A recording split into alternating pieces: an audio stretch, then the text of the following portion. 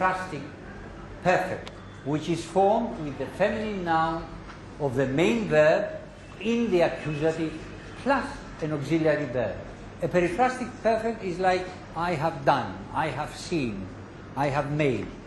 You use an auxiliary verb plus a main verb. Now, in Hittite, they do have, but only this perfect, periphrastic perfect, markan, which is the main verb, parteni, which is auxiliary, you have cut. Cut, you have. This is the only perfect they have. Now, Vedic has all three perfects, and Avesta. All the other branches have got only two or one. So again, Vedic has preserved more than the other branches.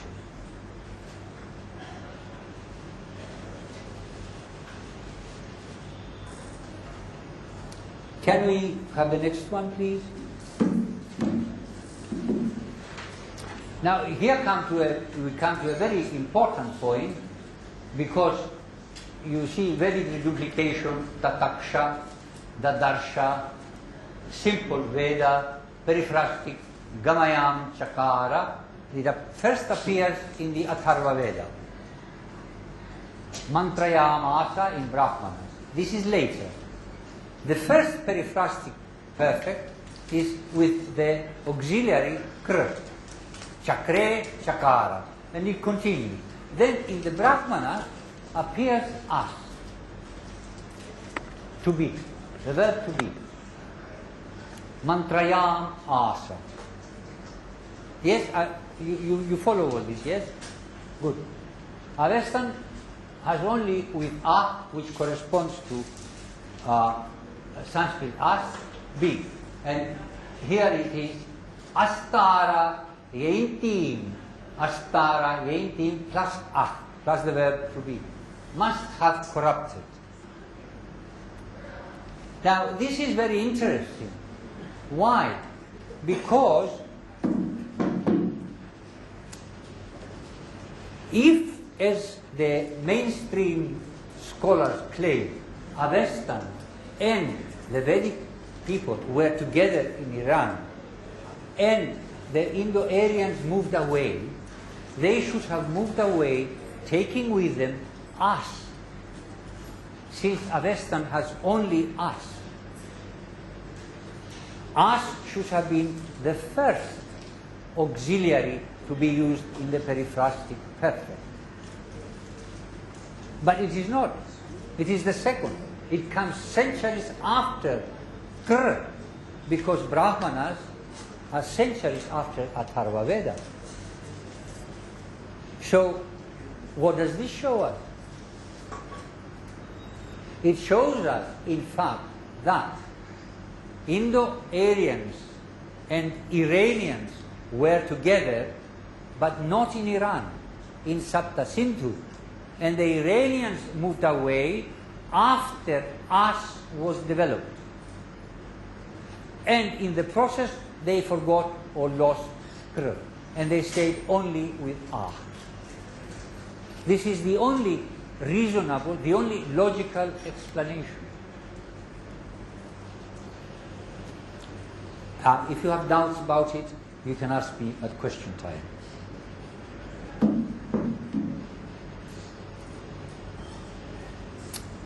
Next one, please.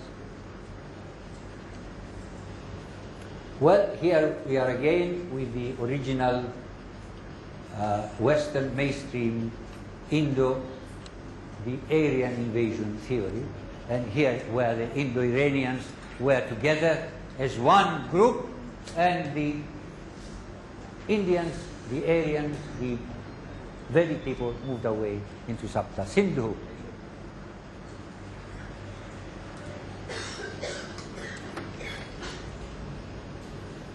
Next one, please. Now, this shows the great, very close relationship between Avestan and Sanskrit. You see very easily the connection. Of course, the original Sa in Indo-European, in Avestan became Ha. Hauma, Ahura, Hapta, Hindu. And Saraswati, do you know how it became in Avestan? Saraswati? The river Saraswati? Harachvaiti. Harachvaiti.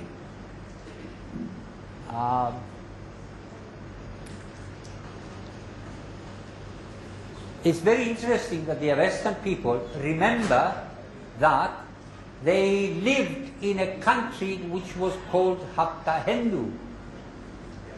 It's also very interesting that from the middle period onwards of the Rigveda mandalas, the term Sapta Sindhu is being used. It is not being used in the early mandalas. 3, 6 and 7. In books 3, 6 and 7, Sapta Sindhu, the phrase is not used. You have Sapta Yahweh, you have Sapta Srotas and so on. 7 rivers, yes, but not Sapta Sindhu.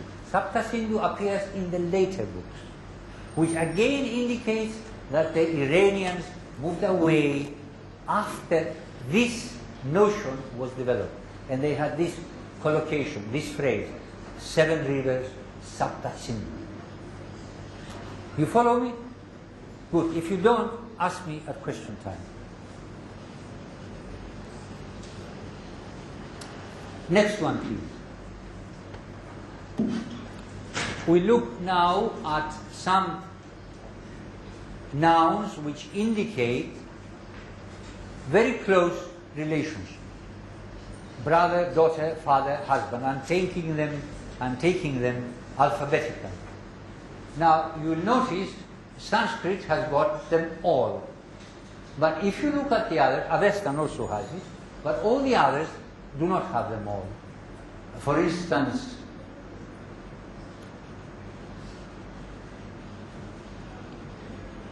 Hittite hasn't got brother. Celtic hasn't got daughter.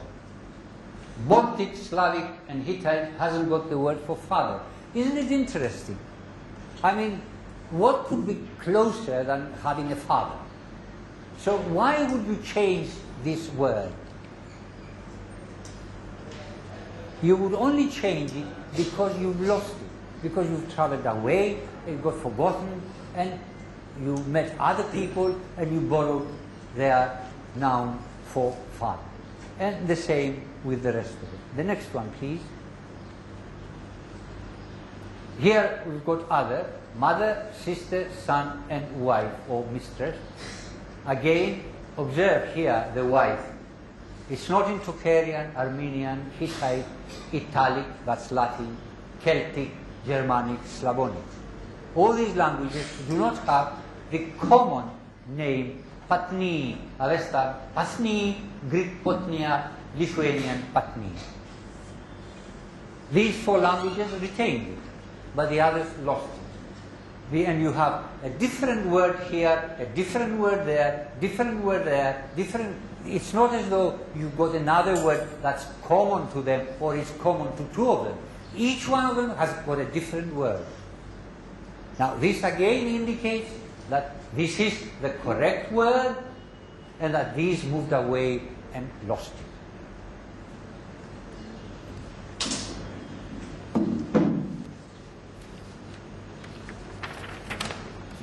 Next one, please.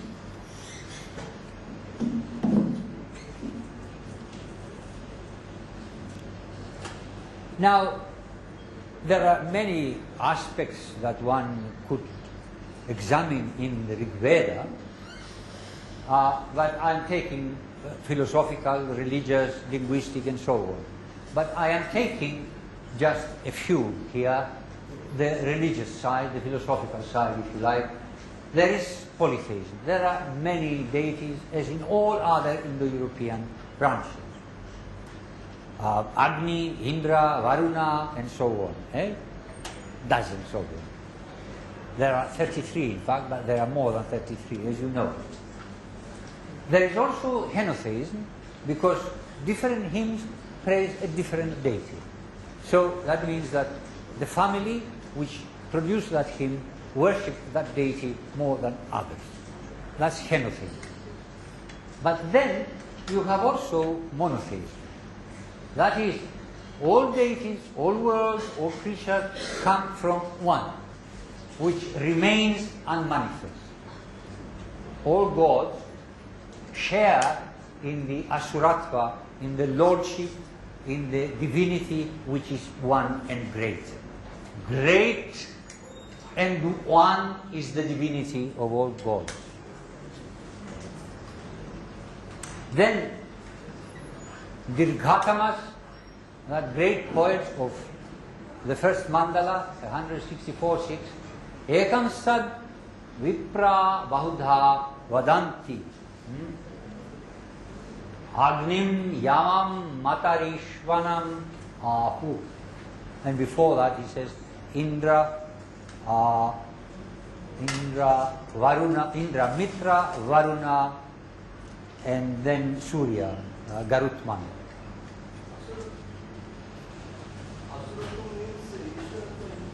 I'm sorry? Asuratva, you are interpreting differently things. Asuratva means not God, demonic. No. Just wait till question time, please. Don't interrupt me while I'm speaking. At question time, you ask as many questions and you bring as many refutations as you like. Okay? But not now. In 1090, you know the Purusha Sukta, everything in the universe is produced from Purusha's different parts. The sky, the forecasts, the mountains, the seas, and the sun and the moon from his eyes, and so on and so forth. Then in the famous Nasadiya Sukta, Anid Avatam Swadhaya Tad Ekam.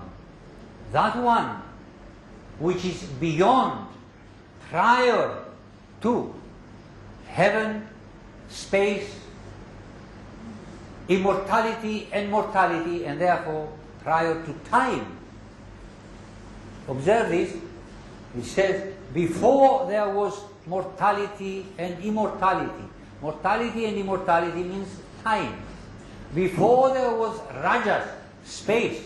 Before space and time was that one. And it breathed by its own power without air, because there was no air either. There was absolutely nothing except that one. And from that one came the gods and then all the other creatures. Then 858-2, Ekam va idam vibhabhuva sarvam. Being one, it became all. Oops. And the final one, Eja dhruvam patyate ekam vishvam charat patatri vishunam vijatam.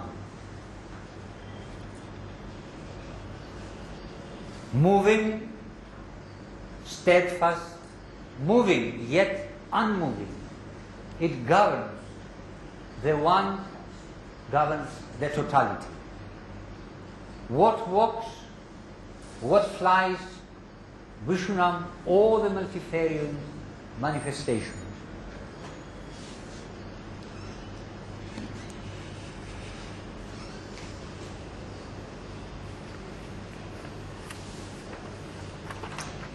Well, I think I've given you sufficient to show you that the Rigveda does contain just about all philosophical and religious ideas that you may meet anywhere else. It contains linguistic elements that you will meet everywhere in the other indo-European branches. As I said before, at the beginning, I confine myself to the Indo-European field because that's the one I know. I don't know other fields. I don't know Chinese or Japanese or Dravidian or anything else. But the important thing is that these people, these barbarian nomads, as they used to call them, had in fact the concept of the unity of the universe before, thousands of years before anybody else. And thus they showed that far from being, in fact, barbarian nomads, they were among the most civilized people the world has seen. And these are your ancestors.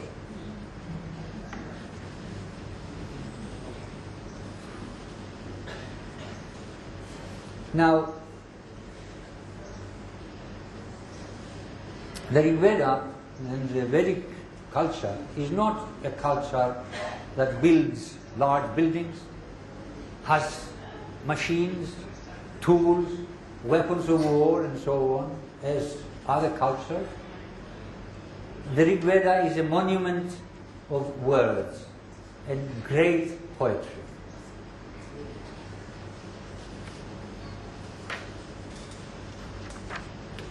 Next one, please. Well, we go back to our initial position where we have the 5 tribes living peacefully, sometimes not so peacefully. They did have their quarrels, and expanding outwards. Now, and this is very, very curious, Baudhayana, you've heard of Baudhayana, he wrote Shurva Sutras, Shrauta Sutras also. Now, in the Shrauta Sutras,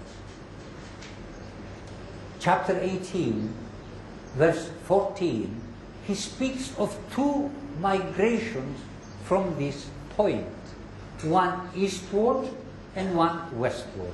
Let's have the next one, please. The eastward one is called Ayava, because the leader was the Ayu, and the westward one was called Amavasa, because the leader was Amavasa. Now, the eastward migration went into the Gangetic plain, and there developed the Gangetic civilization, the 16 Janpadas, and so on and so forth. What's of interest is the westward migration, because he talks about Parshus. First of all, he talks about Gandharis, then Parshus, and then Arathas. Now, Gandharis are obviously these chaps here. Parshus are obviously these chaps in Iran, in Persia. Who are the Arathas? Now, in the Caucasus mountains, there is a mountain called Ararat. Have you heard of it? It's supposed to be the mountain where the Noah's Ark landed after the flood. But below, there is a country and the people and the language called Urartu. So you see, Arathas could be either... I'm sorry. The Arathas could be either connected with the mountain Ararat or with the people Urartu. So, in fact, Baudhayana tells us very plainly that there was a migration from Sapta Sindhu northwestward, and there you have moving the Tocharian branch, and then the Iranian branch, and then all the other branches into the Middle East and into Europe.